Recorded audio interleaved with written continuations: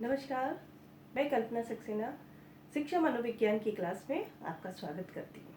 आइए हम लोग पढ़ते हैं कि शिक्षा मनोविज्ञान के विषय क्षेत्र कौन कौन से हैं, कि शिक्षा मनोविज्ञान में हमें किन किन चीज़ों का अध्ययन करना है। तो सबसे पहला है हमारा वंशानुक्रम तथा वातावरण का अध्ययन, कि वंशानुक्रम तथा वातावरण। शिक्षा मनोविज्ञान के अंतर्गत हम वंशानुक्रम तथा वातावरण का अध्ययन करते हैं कि वंशानुक्रम जो हेरिडिटी हमारी है उसका जो छात्र है या जो बच्चे हैं उसका क्या प्रभाव पड़ता है। वंशानुक्रम के द्वारा बहुत से बच्चे ऐसे होते हैं जिनके जो गुण होते हैं वो अपने मम्मी पापा से ही उनको मिलते हैं। बहुत से बच्चों का जो एक दिमाग होता है वो भी अपने मम्मी पापा के ही आधार पर होता है, यानी कि कुछ चीज़ें ऐसी होती है जो बच्चों में वंशानुक्रम के माध्यम से होती है। कि वंशानुक्रम में कि बच्चों के एक माता पिता के बच्चे, यदि माता पिता इंटेलिजेंट होते हैं तो बच्चे भी इंटेलिजेंट होते हैं, या उनके शारीरिक बनावट का भी प्रभाव जो है वो छात्रों पर या बच्चों पर पड़ता है। तो बालक के ऊपर जो वंशानुक्रम का बहुत ज़्यादा इफेक्ट पड़ता है। कहीं ना कहीं ये शिक्षा मनोविज्ञान के अंदर हम लोग अध्ययन करते हैं कि जो बालकों का, चाहे वो फिजिकल डेवलपमेंट हो, चाहे मेंटल डेवलपमेंट हो या सोशल डेवलपमेंट हो, कुछ ना कुछ चीज़ें वो बच्चों में हेरिडिटी से ही उनको मिलती है। उसके अलावा वातावरण, बहुत सी वातावरण का भी जो प्रभाव है वो भी बच्चे के ऊपर पड़ता है। कि कई जगहों पे कि जैसे वहाँ का घर का वातावरण कैसा है, जहाँ के आसपास बच्चा रहता है उसका वातावरण कैसा है, क्योंकि वातावरण का बहुत ज़्यादा प्रभाव हमारे व्यक्तित्व पर, हमारी पर्सनालिटी पर पड़ता है। एक बच्चे का यदि वातावरण, उसके घर का माहौल अच्छा है, घर का वातावरण अच्छा है, तो निश्चित सी बात है उस बच्चे का भी जो उसका प्रभाव उस बच्चे पर पड़ता है। क्योंकि मान लीजिए उसके घर का वातावरण बहुत अच्छा है, बहुत खुशनुमा है, तो उस बच्चे पर भी उसका बहुत ज़्यादा इफेक्ट पड़ता है। बच्चे का जो मानसिक डेवलपमेंट होता है वो भी अच्छा होता है, शारीरिक डेवलपमेंट भी अच्छा होता है, क्योंकि बच्चे का भी जो पर्सनालिटी है वो अच्छी डेवलपमेंट होती है। लेकिन कहीं ना कहीं जो वातावरण है वो भी हमारे व्यक्तित्व को प्रभावित करता है। मान लीजिए हमारे घर के आसपास का वातावरण या किसी बच्चे के घर के आसपास का वातावरण अच्छा नहीं होता है तो भी उसका प्रभाव बच्चे के व्यक्तित्व पर पड़ता है। बच्चा रोगी हो जाता है, मानसिक रोगी हो जाता है, बीमार रहने लगता है, या उसके अंदर तनाव उत्पन्न हो जाता है, वो क्रोधित होने लगता है।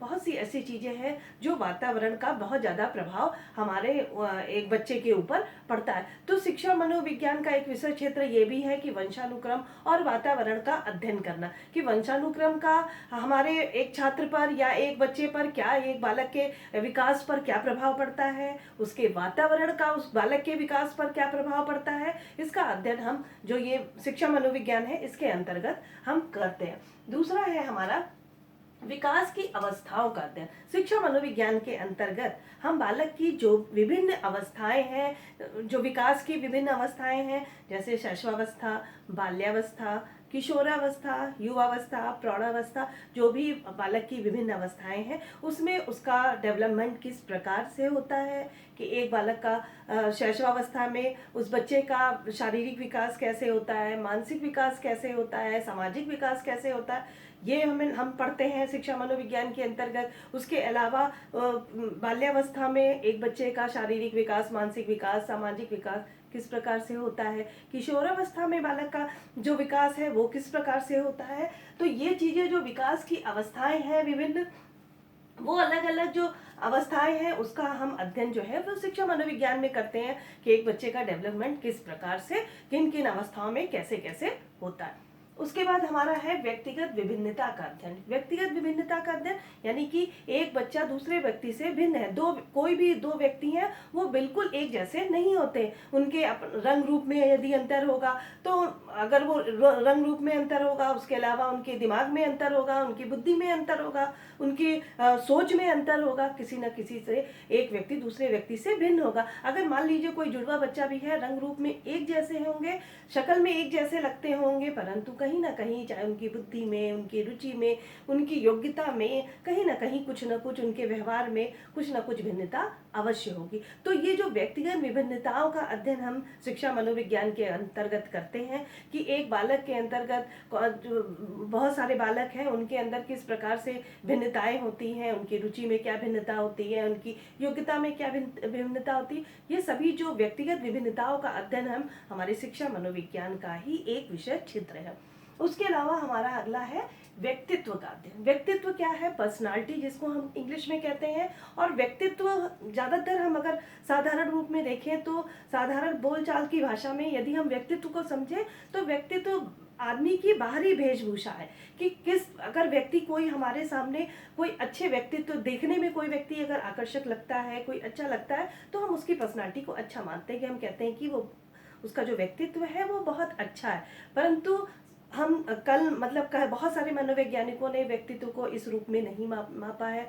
अब हम लोग व्यक्तित्व क्या है, व्यक्तित्व के कौन कौन से प्रकार हैं, उसको प्रभावित करने वाले कौन कौन से कारक हैं, व्यक्तित्व की को नापने के लिए कौन कौन सी विधियां बनाई गई हैं, ये सब चीज़ों को जानने के लिए हम शिक्षा मनोविज्ञान का अध्ययन करते हैं। तो शिक्षा मनोविज्ञान के विषय क्षेत्र के अंतर्गत हम व्यक्तित्व क्या है, पर्सनालिटी क्या है, इसको भी हम पढ़ते हैं।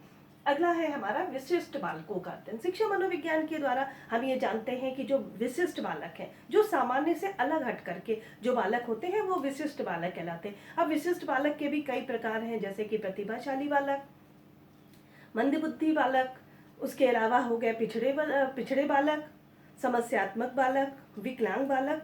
वो बहुत से ऐसे बालक हैं जो हमारे सामान्य बालकों से अलग होते हैं। तो जो सामान्य बालकों से अलग जो बालक होते हैं वो हमारे विशिष्ट बालक के अंतर्गत आते हैं।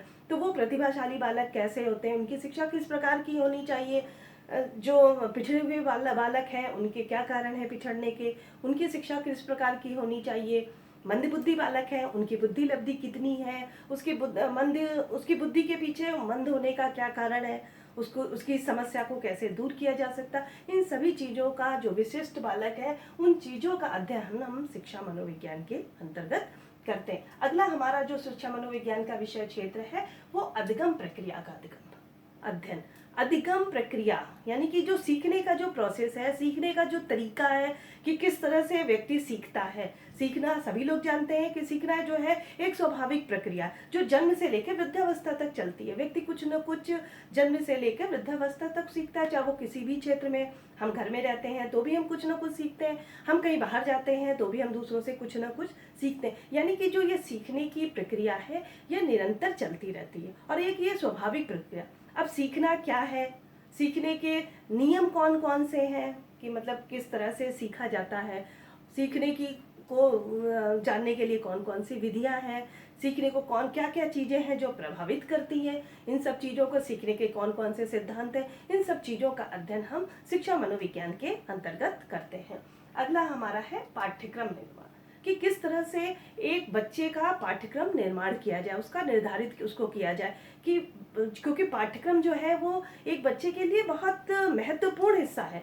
पाठ्यक्रम के द्वारा ही बच्चे की हम अध्ययन कराते हैं, क्योंकि यदि बच्चे की रुचि के अनुसार उसका पाठ्यक्रम नहीं होगा तो निश्चित सी बात है कि वो बच्चा जो है बहुत अच्छे से उस चीज़ को नहीं पढ़ पाएगा।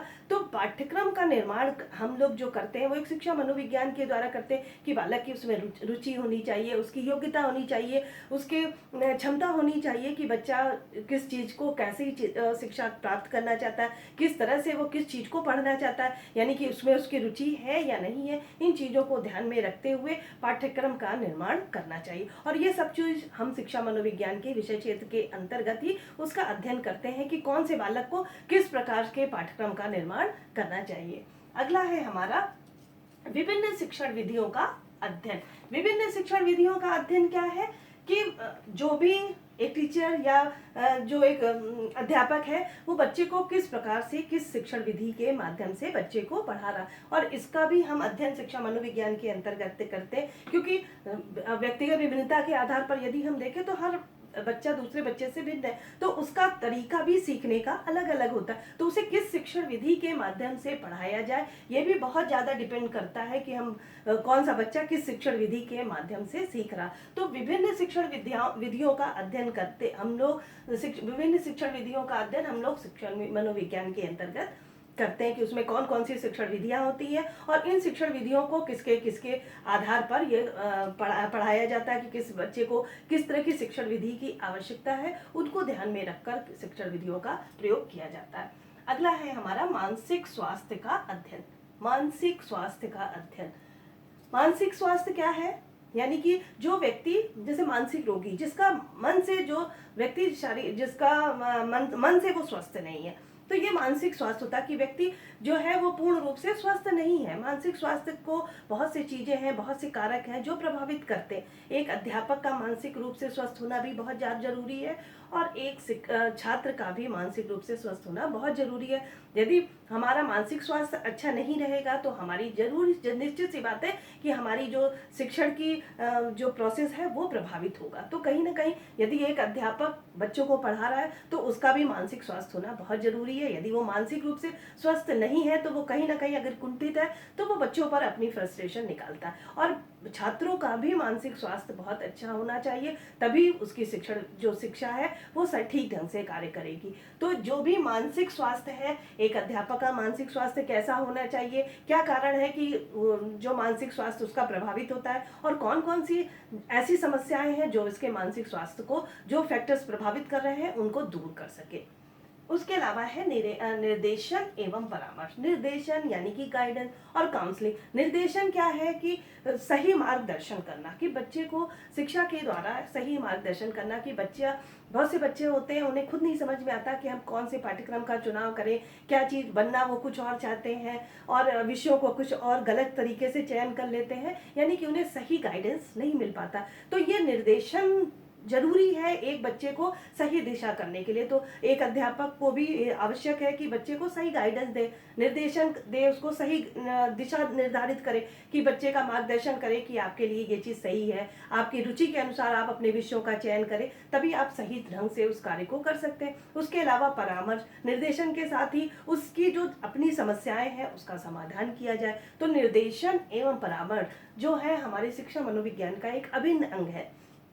उसके अलावा है हमारा प्रेरणाओं और मूल प्रवृत्तियों के अंदर। प्रेरणा क्या है? मोटिवेशन, कि किसी चीज के लिए किसी को मोटिवेट करना, उसको प्रेरित करना, किसी भी कार्य करने। यदि हम किसी भी छात्र को किसी अच्छे कार्य को करने के लिए यदि हम प्रेरित करते हैं तो बच्चा वो उस कार्य को करने के लिए तैयार हो जाता। तो प्रेरणा का सीखने में क्या स्थान है, प्रेरणा क्या होती है, मूल प्रवृत्तियां क्या होती हैं, मूल प्रवृत्तियों का अध्ययन करना, ये सब कुछ हमारे शिक्षा मनोविज्ञान के विषय क्षेत्र के अंतर्गत आता है। उसके अलावा मापन तथा मूल्यांकन का अध्ययन। मापन क्या है? मापना, कोई भी चीज की नाप करना, जिसको हम अंकों में, यदि हम कोई चीज नापते हैं, जो भी कोई चीज हम जिसको कोई भी ऐसी माप जो अंकों में ली जाती है वो हमारा मापन कहलाता है। मूल्यांकन, जब हम उसकी क्वालिटी का मूल्यांकन करते हैं, किसी भी चीज को यदि हम उसके गुण और विशेषताओं के आधार पर नापते हैं तो वो हमारा मूल्यांकन कहलाता है। तो मापन तथा मूल्यांकन दोनों का ही अध्ययन हम शिक्षा मनोविज्ञान के अंतर्गत करते हैं, कि एक बालक को एक शिक्षक ने कितना अध्ययन कराया उसका मूल्यांकन किया जाता है, और एक बालक ने कितना उससे सीखा ये उसका मूल्यांकन किया जाता है, और उसके अंदर कौन कौन सी क्वालिटी है, कौन कौन सी गुण विशेषताएं हैं, इन चीजों का अध्ययन हम करते हैं। शिक्षा के उद्देश्यों का अध्ययन। जो शिक्षा मनोविज्ञान का जो विषय क्षेत्र है उसके अंदर हम शिक्षा के उद्देश्यों का भी अध्ययन करते हैं। शिक्षा के उद्देश्य, ये बहुत बड़ी चीज है कि शिक्षा के क्या उद्देश्य है। जब हम शिक्षा मनोविज्ञान पढ़ रहे हैं तो हमें पहले ही ये होना चाहिए कि हमारा क्या उद्देश्य है। तो शिक्षा का क्या उद्देश्य है? शिक्षा का उद्देश्य है व्यक्तित्व का सर्वांगीण विकास करना, उसके चारों, उसका संपूर्ण विकास करना, ये हमारी शिक्षा का एक उद्देश्य है। तो शिक्षा के उद्देश्यों में शारीरिक विकास भी आता है, मानसिक विकास भी आता है, आध्यात्मिक विकास भी, चारित्रिक विकास भी, उसके अलावा हमारा सामाजिक विकास भी, ये सभी विकास आता है जब हम सभी इन चीज़ों, सभी पहलुओं पर हम ध्यान देते हैं और सभी उसके जो विकास के सारे पक्ष हैं उन सभी चीज़ों को हम ध्यान में रखते हैं तो वो उसके व्यक्तित्व का सर्वांगीण विकास कहलाता है। और शिक्षा का यही एक उद्देश्य है कि बालक का मतलब संपूर्ण विकास करना, उसका सामाजिक विकास भी करना, उसका शारीरिक, मानसिक, आध्यात्मिक, नैतिक, चारित्रिक संपूर्ण विकास करना। उसके अलावा उसका व्यावसायिक विकास भी करना, कि वो कौन से व्यवसाय को चुनता है, क्या करता है। तो ये जो हमारे शिक्षा के उद्देश्य है इनका अध्ययन भी हम शिक्षा मनोविज्ञान के विषय क्षेत्र के अंतर्गत करते हैं। तो ये थे हमारे शिक्षा मनोविज्ञान के विषय क्षेत्र। धन्यवाद।